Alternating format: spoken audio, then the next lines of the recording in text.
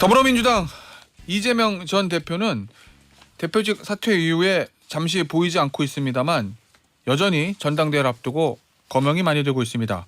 이 전 대표의 비서실장이었던 천준호 더불어민주당 의원입니다. 안녕하세요. 네, 안녕하세요. 반갑습니다. 네, 반갑습니다, 의원님. 그 이재명 대표 전 대표죠, 이제 대표직 사퇴한 이후에 확실히 이제 언론 노출 빈도도 좀 줄어들고, 네네. 뭐 그렇게 돼 있는데 지금 어떻게 지내고 계십니까? 아무래도 이제 지금 시간을 좀 오랜만에 이제 예. 갖고 계시니까 휴식, 예. 네네. 그동안 예. 해왔던 거 좀 돌아보실 것 같고 예. 그리고 앞으로 어떻게 해야 될지에 대한 구상도 좀 하실 것 같고 예. 그리고 어쨌든 국민들에게 새롭게 좀 희망도 드리고 예. 비전도 제시해야 하고 하니까 그런 부분들에 대한 정리, 생각의 예. 정리 뭐 이런 걸 하고 계신 것 같습니다. 네. 언제 공식 석상에 다시 등장할까요? 이번에 등장하면은 연임 선언 뭐 이런 거잖아요. 출마 선언. 네, 아무래도 이제 다시 출마할 생각이 있으셨으니까 예. 지난번에 이제 그 대표직을 이제 사임하셨을 것으로 이제 보여지는데요. 예. 공식적인 일정이 언제일까가 많이 이제 관심이신 것 같아요. 근데 예. 전반적으로 당에서 생각하고 있는 전당대회 일정이라는 게 있습니다. 네. 선거관리 일정이 있어서 대략 다음 주 이제 화수 정도가 전당대회 출마하시려고 하는 후보자들의 후보 등록 시점입니다. 네. 그래서 그 시점을 전후한 시기에 본인의 입장을 좀 밝히시고 예. 그에 따른 어쨌든 결정을 하시지 않을까 이렇게 생각하고 있습니다. 그 어제 이제 저희가 정성호 의원이랑 인터뷰를 했는데 네네. 정성호 의원 얘기가 이재명 대표 본인은 연임을 원한다기보다는 오히려 정신적, 육체적으로 굉장히 힘들어하는 상황이다. 이렇게 이제 얘기를 네네. 했는데 네. 육체적으로는 제가 힘든 게 충분히 이해가 가요. 뭐 워낙 또 일정이 바쁘고 또 다치기도 하셨고 한데 그러니까. 근데 정신적으로 힘들다는 건 어떤 의미로 제가 이해해야 될까요? 글쎄요, 저는 절박감, 뭐 긴박감 뭐 이런 게 아닌가 싶은데요. 일단 지난 총선에서 야당이 헌정사상 압도적인 승리를 했습니다. 예. 야당이 저희 거의 아마 최초의 사례일 텐데 유일하게 단독 가반을 이렇게 예, 할 예. 정도로 큰 승리를 이제 거뒀는데 그게 어떻게 보면 민주당이 잘해서라기보다는 사실은 윤석열 정부가 너무 사실은 국정 운영에 문제가 좀 있고 예. 민생이 너무 어렵다 보니까 예. 민생도 좀 살리고 국정기도 전환시키라고 하는 의미에서 민주당에게 힘을 좀 모아주신 거라고 생각하거든요. 예. 이 총선 민심을 사실은 제대로 받아안지 못하면 민주당도 국민들로부터 심판을 받을 수 있다라고 하는 어쨌든 이 절박감이 있습니다. 아. 그래서 어떻게 잘 이행할 것이냐. 예. 민생을 살리고 국정기조를 어떻게 전환시킬 것이냐에 대한 예. 고민이 사실은 큰 부분일 것 같고요. 이 총선 승리의 판이 언제든지 뒤집어 줄 수 있다는 어떤 걱정과 두려움. 그런 위기의식을 항상 갖고 있습니다. 또 다른 한편에서는 한반도를 둘러싼 이 국제 정세가 상당히 예. 지금 심각합니다. 언제 한반도 또 이 휴전선에서 그 국지전 물리적 충돌이 일어날지 모를 그런 위기 상황이 좀 되어 있거든요. 그래서 예. 이런 부분들을 잘 헤쳐나가고 방지하려면 정말 강력한 리더십을 가지고 외교도 그리고 안보도 잘 이렇게 대처하는 예. 게 필요한데 뭐 그런 아마 이제 고민들이 좀 클 것으로 이제 생각하고 있습니다. 얼마 전에 이재명 전 대표가 SNS에 최근에 네. 이제 글을 올렸는데 네.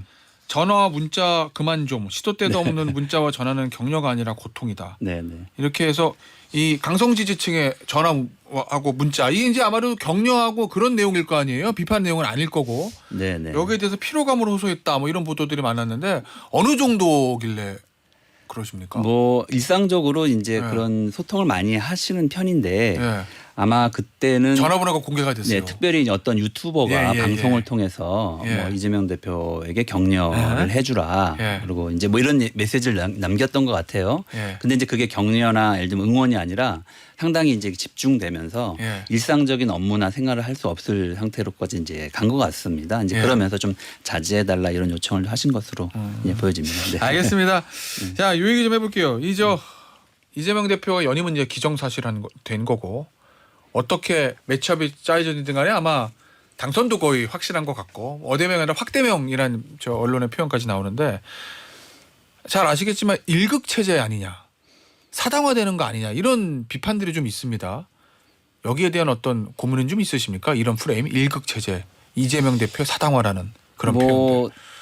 그 최근에 실제로 당내에서 고민하시는 분들도 많이 계십니다. 예. 그래서 뭐 이런저런 의사를 좀 언론에 밝히고 계신 분들도 계시기 때문에 꼭 예. 그것이 이제 일극 체제가 될지는 알 수는 없다고 보고요. 그럼 다른 분이 될 수도 있다는 거예요? 아니 이제 다른 그렇게 의견? 출마를 하면서 이제 경쟁을 하는 네. 구도가 이제 될 수도 있기 때문에 그것을 단정지어서 이제 아직은 말할 단계는 좀 아닌 것 같다 이런 생각을 좀 하고 예. 지금 우리 당의 가장 중요한 과제는 이게 경쟁 체제냐 일극 체제냐 이런 것보다는 예. 아까 말씀드린 것처럼 총선에서 민주당에게 압도적 지지를 모아주셨는데 그 총선 민의를 우리가 제대로 잘 반영하고 실현할 수 있느냐가 사실은 당에게는 훨씬 더 중요한 문제라고 봅니다. 예. 그것을 잘 실행해 나가기 위해서 어쩌면 총선을 이끌었던 이재명 대표의 리더십이 예. 필요한 게 아닌가 이런 생각을 하게 되고요. 실제로 당원들의 70% 이상 그리고 80% 가까운 당원들이 예. 이재명 대표에 대한 지지 의사를 계속 밝히고 있는 상황이거든요. 그것은 그만큼 민주당이 강력한 리더십을 갖고 예. 총선 민심을 잘 반영해서 국민들에게 희망을 주고 대안 세력이 되라고 하는 그런 의미가 있다고 봅니다. 저는 그 과제가 훨씬 더 중요한 과제이기 때문에 예. 그것이 잘 실현되는지 될 수 있는지 예. 뭐 이런 것들을 보고 평가해 주시는 게 좋지 않을까 이렇게 생각합니다. 알겠습니다. 자, 이 김두관 전 의원이 이제 출마를 할지 안 할지는 모르겠는데 출마 얘기가 솔솔 나와요. 민주당의 민주 DNA가 훼손됐다 이런 말을 최근에 했더라고요. 네. 이거는 어떻게 받아들이세요? 결국 이재명 대표가 연임을 시도하고 이 부분에 대한 어떤 지적인 것 같던데. 뭐 김두관 이제 전 의원은 당에 상당히 이제 중요한 역할을 해오셨던 분이고 예. 앞으로도 당에서 큰 역할을 하실 중요한 이제 자산이라고 생각을 합니다. 예. 그 부분이 말씀하시는 부분에 대해서는 모두가 이제 같이 깊이 고민도 나누고 이렇게 해야 될 부분인 것은 분명한 것 같고요.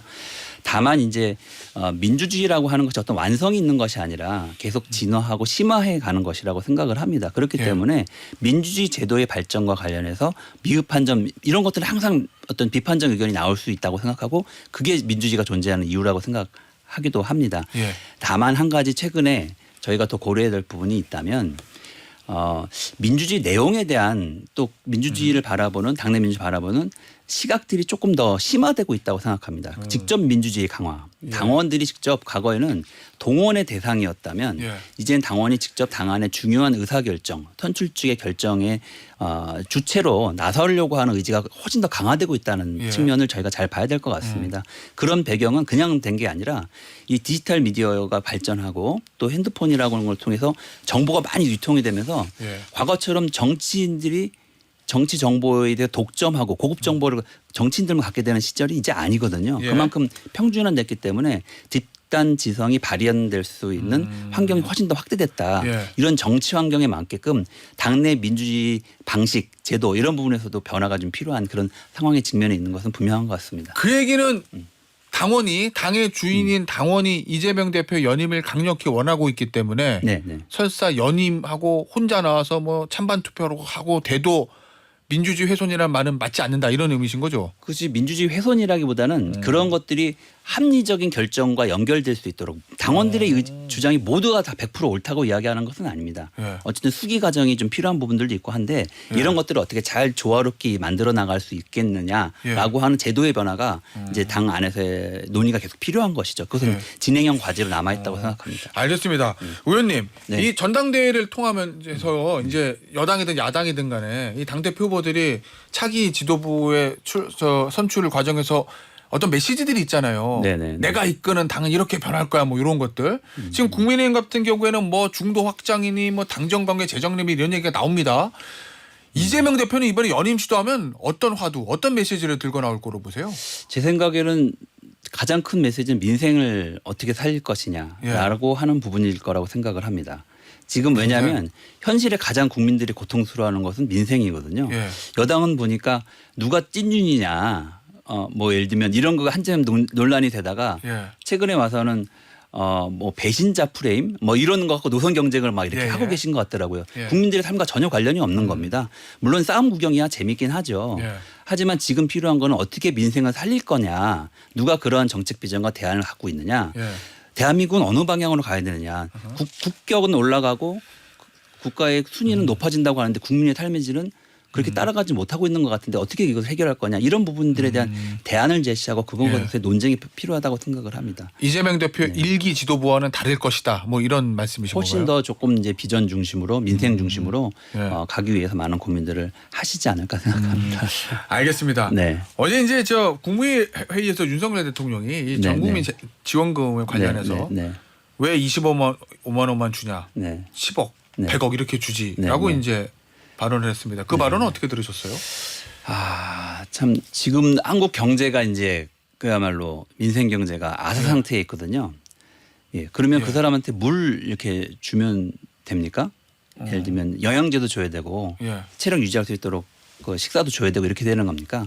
제가 보기에 어저께 대통령의 발표는 필요한 조치이긴 합니다. 예를 들면 대출을 연장해주고 뭐 보증을 이제 해주고 또 저리 대출로 이제 대환할 수 있도록 만들어주고 이런 조치는 필요한 조치인데 지금 현장에서의 가장 큰 문제는 돈이 돌고 있지 않다는 겁니다. 소비가 일어나지 않는 거거든요.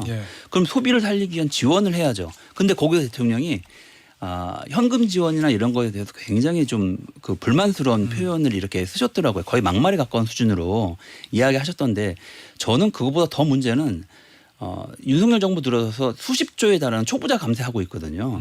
사실 그 재원이면 그 예를 들면 바닥 경제 현장 그 실물 경제를 살리는데 훨씬 더 윤활유 같은 역할을 할 수 있는 재원으로 사용할 수가 있거든요. 근데 그런 걸 절대 하고 있지 않은 게 너무 안타깝고 오히려 저는 그것이야말로 진정한 초보자 감사야말로 포퓰리즘입니다. 이렇게 생각을 합니다. 안타깝습니다. 예, 알겠습니다. 저 주제를 좀 바꿔볼게요. 의원님, 이 검사들 4명에 대한 탄핵안을 이제 민주당에서 발의하고 법사위에서 이제 조사를 하겠다 이렇게 얘기를 하고 있어요. 어제 일선 검사들은 뭐 총장부터 시작해서 다 반발하고 있는 것 같고 한동훈 국민의힘 후보 같은 경우에는 이거 결국 이재명 대표에 관련된 재판하나 판사들 탄핵하기 위한 빌드업 과정이다 뭐 이렇게 비판하고 있거든요. 이 여당과 검사들의 이 반발과 비판 이거 어떻게 보시고 계세요? 그 검사들에 대한 탄핵은 헌법이 보장한 이제 제도입니다. 그 법에 따라서 저희가 진행을 하기 때문에 그 제도 자체를 사실은 문제 삼을 이유는 전혀 없다라고 생각이 들고요. 저희가 이번에 또 한 것은 내용을 보면 그냥 이 탄핵을 바로 한 것이 아니라 탄핵 전에 국회에 불러서 조사 절차를 거치겠다라고 이제 의결을 한 것이거든요. 그럼 그 과정을 통해서 그 해당 검사가 어떤 행동을 했는지 어떤 문제가 있는지를 국민들 앞에서 그대로 드러나고 보여드리게 될 겁니다. 그럼 국민들이 저는 판단하실 거라고 생각합니다. 이 검사 탄핵할 만하네. 이건 좀 무리가 있는 거 아니야? 이 판단을 하실 수 있도록 저희가 이제 공간을 열어드릴 생각인데요. 그 과정을 지켜봐 주시면 좋겠다 이렇게 생각이 들고 저는 검찰이 정말 이제 자기 반성이 좀 필요하다고 생각을 합니다. 지난 총선에서 야당이 이렇게 큰 승리를 할 수 있었던 배경 중에 하나는 이 검찰 정권이 들어선 다음에 끊임없이 야당 대표 죽이기, 정적 제거하기에 몰두해 왔거든요. 국가 공권력을 총동원해서 그런 일들을 해왔습니다. 최초의 야당에 대한 압수수색도 진행을 했고 그리고 야당 대표에 대한 소환도 했고 야당 대표에 대해서 기소도 했고 이것이 다 헌정사상 최초의 일들이 그 시기에 벌어진 겁니다. 대선 후보였던 야당 대표를 향해서 그리고 그런 걸 통해서 지금 5번이나 기소를 하고 4개의 재판에 사실상의 법원 감옥에 가두어놓은 이런 상태까지 왔는데요. 이런 무리한 검찰의 행태가 사실은 국민으로부터 지탄을 받고 있고 거기에 대한 공감이 있었기 때문에 지난 총선을 통해서 국민들은 회초리를 준 것이다 이렇게 생각을 합니다. 알겠습니다. 마지막 질문이에요. 지금 국회 청원에서 윤석열 대통령 탄핵 청원에 100만 명 지금 넘어가는 것 같은데 이재명 전 대표의 머릿속에 향후 전국 구상에 대통령 탄핵이라는 거 이게 들어 있습니까? 저는 이재명 대표 그동안 탄핵이라는 언급을 굉장히 신중하게 저는 사용하셨다고 생각을 하고 앞으로도 좀 그러실 거라고 생각합니다. 탄핵보다 더 중요한 것은 민생이라고 생각을 하거든요. 민생을 살리는데 정말 힘을 쏟고 하자고 지난번에 영수회담도 했던 거 아닙니까? 그래서 저는 국정기조가 좀 바뀔 줄 알았어요. 그런데 그 뒤에 3개월 동안 사실은 민생을 살리기 위한 이렇다 할 대책이 하나도 나온 게 없었습니다. 어저께 비로소 이제 하나 나왔는데 너무 속도가 높고 절박감도 떨어진다. 그러면 이재명 대표가 말하지 않더라도 국민들이 탄핵을 하자고 더 얘기할 수밖에 없다. 이렇게 생각합니다. 알겠습니다. 오늘 인터뷰는요. 여기서 마무리하도록 하겠습니다. 지금까지 더불어민주당 이재명 전 대표의 비서실장이었던 천준호 의원이었습니다. 의원님 감사합니다. 네, 감사합니다.